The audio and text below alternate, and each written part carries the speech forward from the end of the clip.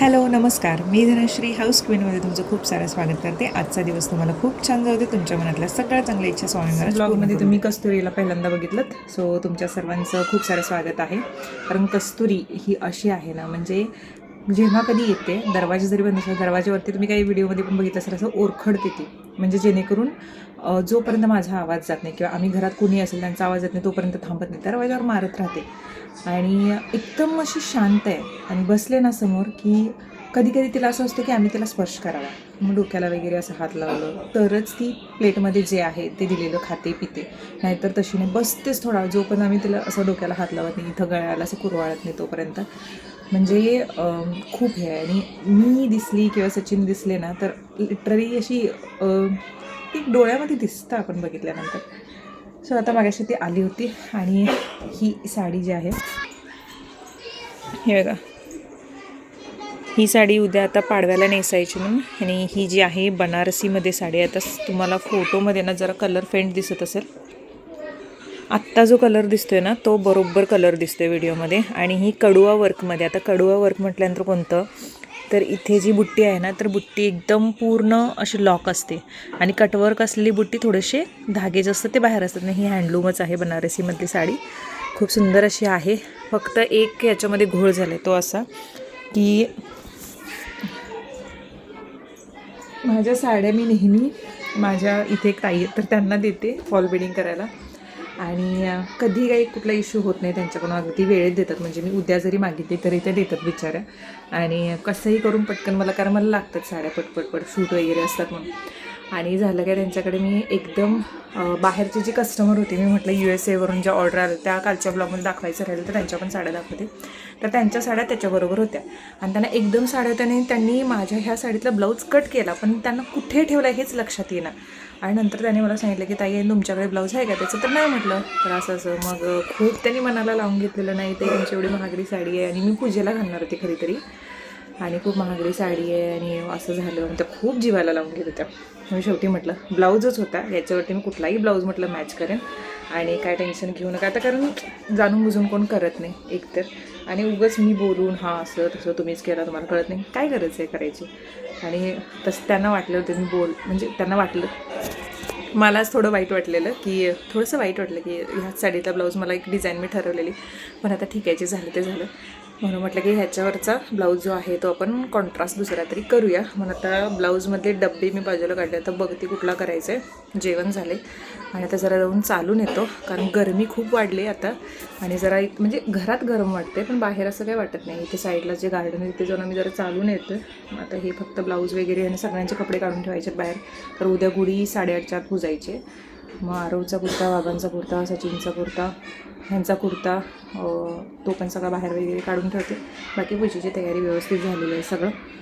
आणि उद्या सकाळी उठून काय काय मेन्यू करायचा तो पण डोक्यामध्ये फिक्स आहे. सो लवकर झोपावं लागणार आहे, आता वाजली 9:30, त्याच्यामुळे मग हे फक्त काढून ठेवते. पटकन जाऊन आम्ही फेरी मारून होतो पण. हे आवाज कमी करा टीव्हीचा. आता हा ब्लाऊज जो आहे तो घेतलेला आहे हा वाला, आणि ह्याचा जो काट आहे तर त्याच्या काटाशी मिळतं जुळतं, मला कुठला मिळत नव्हतं. तर हे कॉम्बिनेशन मला माहीत नाही कसं दिसणार आहे, काय घातल्यानंतर समजेल. कारण याच्यावरती मी बुट्टीचं थोडंसं वर्क असं हाताला करून घेतलं होतं, तर ही बुट्टी आणि ही बुट्टी थोडीशी वाटेल सरळ म्हणून. आणि हे पण वर्क, हा प्लेन ब्लाऊज होता आणि ह्याला असं काट होते, कदाचित वाटेल असं वाटते. आता नेसल्यानंतर समजेल. मला वाटतं हे 2 वर्षापूर्वी काहीतरी ह्याच्यामध्ये नेसलेलं मग बहुतेक मी साडी, या साडीचं प्युअर सिल्कची तुम्ही घेऊन दिलेलं ती साडी म्हणजे मोरपंखी कलरची, तर त्याचा हा ब्लाऊज आता तेव्हा नेसलेली. आता ब्लाऊज येतो की नाही बघायला पाहिजेत पहिले तर. सो बघू आता, उद्याच डिरेक्टली कळेल. चलो उद्या भेटू डायरेक्ट. सकाळची माझी सगळी तयारी आवरून मी साडी नेसण्यासाठी वरती गेले. इथे बाबा आणि सचिन पूर्ण गुढी उभारण्याची तयारी करत होते. खरं तर झालेलं असं होतं की गुढी खूप लवकर उभारायचे असे सांगितले होते, त्याच्यामुळे खूप गडबड सुरू होती. जेवणाचं मेनू ह्यावेळी म्हटलं पोळी नको, होळीला पोळी झाली होती म्हणून मग आम्ही पुरी भाजी करण्याचा डिसिजन घेतलेला. गुढीची पूर्ण तयारी झाली. बाबा कसे पूर्ण कपडे वगैरे सगळं काम झाल्यानंतर घालतात म्हणून त्यांनी नॉर्मल कपड्यांमध्येच तुम्हाला इथे दिसत आहेत. मी पण छान तयार झाले होते आधी आणि केस पण छान सेट केले होते. आणि ऐन टायमाला केस अशी वरती मी क्लिपनं बांधले आणि ते सेटिंग पूर्ण बिघडलं. म्हटलं आता पडू देत, नंतर बाकीचं बघते. केस वगैरे बांधायचे. गजरा पण आणायचे विसरलेच होते ॲज युजल, कारण माझी नुसती एक गडबड टाईपमध्ये असं ना क्लमझीनेस असतो, तर तो आहे. इथे बाबांना मी मदत करत होते गुढी उभारताना. आता ह्यावेळी माझ्याच कलेक्शनमधली माहेश्वरी साडी, जी ब्ल्यू व्हायब्रंट कलर आहे, तर ती मी गुढीसाठी वस्त्र म्हणून हे करण्याचा डिसिजन घेतला. त्यानंतर मग आम्ही गुढी उभारायला घेतली. आमच्या इथे फक्त दोन घरांच्या इथेच गुढी उभारली जाते. आधी गावी उभारायचे लोक, आता इथे असतं. तिथे ताई तुम्हाला आतमध्ये दिसत असतील, तर त्यांचं काम जे आहे ते आवरत आहेत. गुढी उभारून झाल्यानंतर मग मी रांगोळी काढायला घेतली, कारण मुलं जी आहेत ना खेळणारी ठेवतच नाही. त्यांनी गुढी उभारताना प्रॉपर्टी जमिनीला लागून ठेवायची असते, पण इथे तुम्हाला माहिती आहे आपल्याला थोडेसे अरेंजमेंट्स जे आहेत ते व्यवस्थित करावे लागतात. इथे जो ब्लाऊज आहे ना, तर त्या ब्लाऊजचं डिझाईन बघूया, खूप मस्त मला शिवून पाठवलेला एकटीने. तिचा नंबर जो आहे तो मी कमेंट सेक्शनमध्ये पिन करून देईन. अजूनही खूप साऱ्या गोष्टी तिच्या पेजवरती, इन्स्टा पेजवरती पण पाहायला मिळतील. ते इन्स्टा पेज पण मी इथे मेन्शन करेन, तर ते नक्की चेकआउट करा. सणवाराच्या दिवशी कितीही नाही म्हटलं तरी माझा गोंधळ फार उडतो आणि मेन ना गोष्टी मला सापडत नाहीत. त्यावेळेला मी कितीही आदल्या दिवशी जरी तयारी करून ठेवली असेल, मला त्या टाईमला त्या गोष्टी सापडत नाहीत आणि त्यावेळी ना कधी चिडचिड पण होते. म्हणजे तयार पण व्हायचं आहे, पूजेचं व्यवस्थित आवरायचं पण आहे, घरातलं पण व्यवस्थित बघायचं आहे, आपली कामं पण आहेत रोजची, ते वेगळं आहे, आपलं बिझनेसचं पण आहे, ते पण वेगळं आहे. त्याच्यामुळे कधी ना इरिटेट पण होतं. पण ठीक आहे, आपले सणवार करताना मन शांत ठेवायचा खूप प्रयत्न करते ह्या सगळ्यामध्ये, की व्यवस्थित पार पडू देत. आणि एकदा फायनली झालं ना, मी सुटकेचा निश्वास सुटतो. बाबा पण तयार झाले होते, ते तिथं कोपऱ्यात एका घरी गेले होते, तर तिथून ते पण येत होते. आता त्यांना पायांचा थोडा त्रास आहे खूप आधीपासून. गावी गेल्यानंतर माईट बी त्यांना थोडंसं बरं वाटेल गावच्या वातावरणामध्ये, असं मला तरी वाटतं आहे. कारण ते गावी राहिलेले आहेत आणि मध्ये त्यांचं असतं की गावी जाऊन येतो, पण एकट्याला आम्हाला होत नाही त्यांना पाठवायला.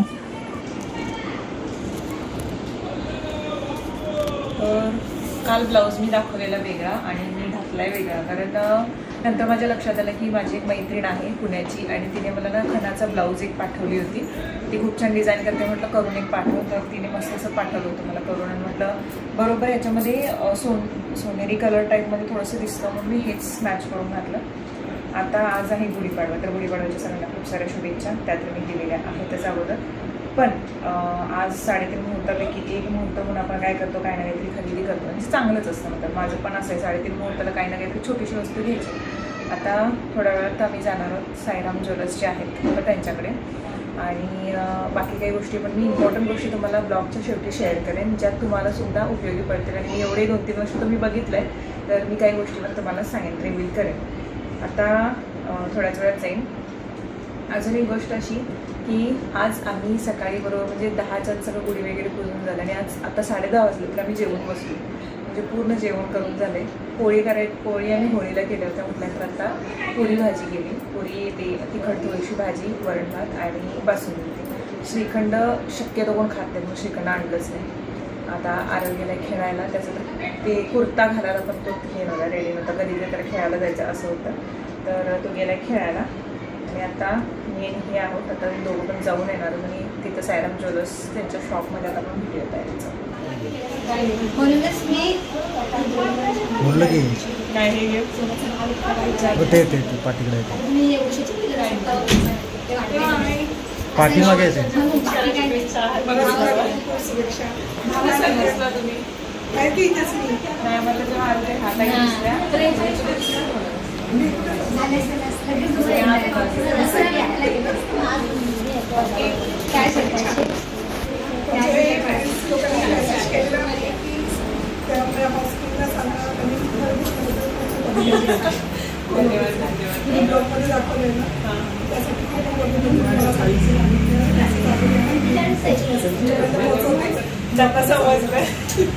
मला आले सगळ्यांचे मेसेज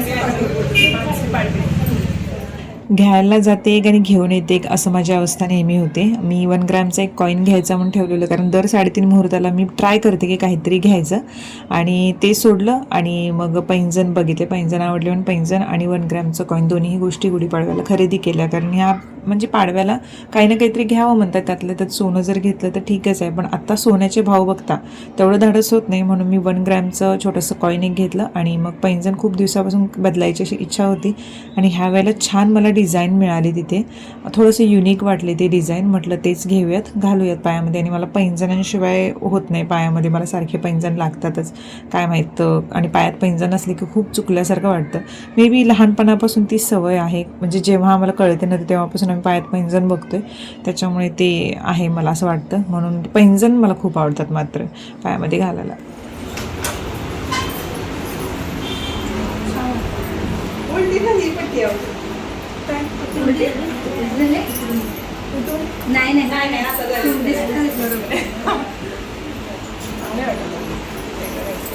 अजून एक घेतलेले आठवते, उलटं झालंय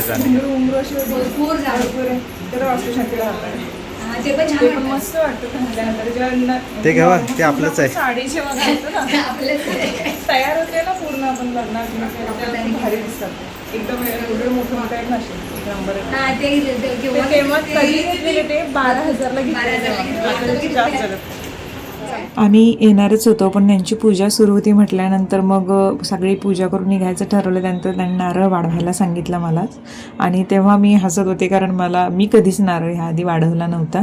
आणि घरी पण कधी म्हणजे तशी वेळच आली नाही नारळ वाढवायची. पण सगळ्यांचं असं होतं की तुम्ही करा म्हणून. म्हटलं ठीक आहे, बघूया. सवय नाही, पण मलाच टेन्शन होतं की नारळ हातातून सटकून कुठेतरी काचेवरती पडायचं आणि काय म्हणतात त्याला, 4 आण्याची कोंबडी आणि 12 आण्याचा मसाला, अशी गोष्ट व्हायला नको. आता आमच्याकडे असं बोलतात की काहीतरी करायला गेलो एक आणि छोटी गोष्ट करायला जातात तर मोठा काहीतरी खर्च लावून यायचं, म्हणून थोडंसं टेन्शन होतं. पण म्हटलं ठीक आहे, आता सांगितलेत ना आपण, पार पडूया ही गोष्ट. म्हणून मग पप्पा फोडला तो नारळ. मी पहिल्याच ह्याच्यात फुटला दाखव पहिला प्रसाद पाण्याने. हे ठेवू काढू.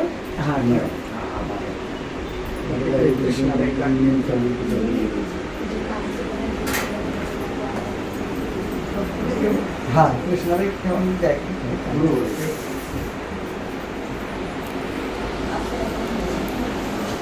मी माझ्या आयुष्यात पहिल्यांदा नारळ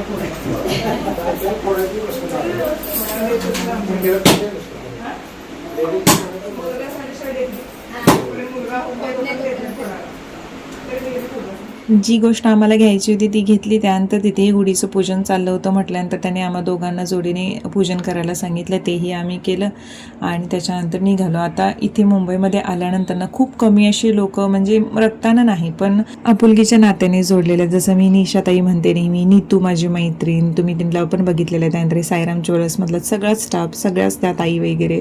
तर खूप छान वाटतं, कारण मी जेवढी लोक मुंबईमध्ये जोडलेले आहेत ना, मला कधीही कुठलाही प्रॉब्लेम आला तर ते नेहमी माझ्यासोबत राहतील याची मला 100% गॅरंटी आहे. घर घेणं सोपी गोष्ट नाही असं म्हणतात. घर पहावे बांधून, लग्न पहावे करून, आणि माझं असं झालं घर पहावे घेऊन असं झालं.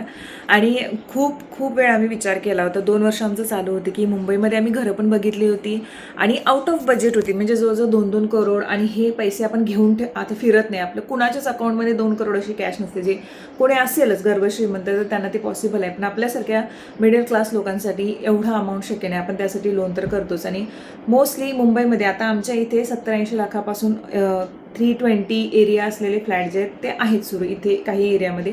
आणि इथे जे रुणवा लोढा करत तर त्यांचे तर 1 करोडच्या वरतीच आहेत. आम्ही खूप फ्लॅट बघितले होते मागच्या वर्षीच्या पिरियडमध्ये तरी, की बघायचं पण मनासारखं असं मिळत नव्हतं. की एखाद्याला एक गोष्ट असायची, एखाद्याला एक गोष्ट नसायची. आणि आमचं असं होतं की 1 BHK म्हणजे आमच्यासाठी 1 BHK प्रिफर नव्हतंच, 2 BHK होतं.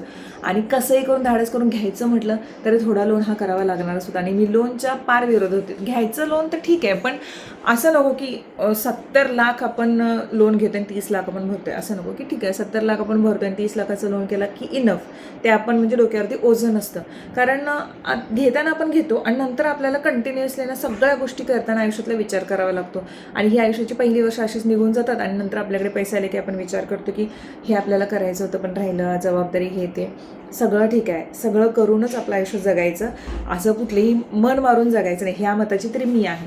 कमवतोय ना तर त्या कमवण्याचा सुद्धा आपल्याला उपभोग घेतला आला पाहिजे. सगळंच कमवायचं आणि पुढच्या पिढीला ठेवून जायचं नाही. बऱ्यापैकी गोष्टी पुढच्या पिढीला देऊन जाणं गरजेचं आहे, पण स्वतःचं मन मारून नाही, ह्या विचारांची मी आहे. त्यासाठी आम्ही जेव्हा घर घेताना विचार केला होता की घर इकडे घ्यायचं असेल तर तो पण खूप विचार करून घ्यायचं, गावी घ्यायचं असेल तर ते पण. आणि ह्याच्या जॉबचं पण सुरू होतं, जे मी मागच्या एका व्हिडिओमध्ये तुम्हाला क्लिअर केलं आहे. मग घ्यायचं तर आपल्याला पैसे साठवून ठेवले पाहिजेत. एक तर गोष्ट की पैसे साठवून ठेवायचे म्हटले तर इन्व्हेस्ट केले पाहिजेत. इन्व्हेस्ट करताना अशा इन्व्हेस्टमेंटमध्ये टाकले पाहिजे की ज्याच्यातून रिटर्न चांगले येऊ शकतात. मग ज्याच्यामध्ये मी SIP सुरू केली होती 3 वर्षापूर्वी आणि ज्याचे रिटर्न्स खूप चांगले भेटले मला, ती SIP मला कामाला आली.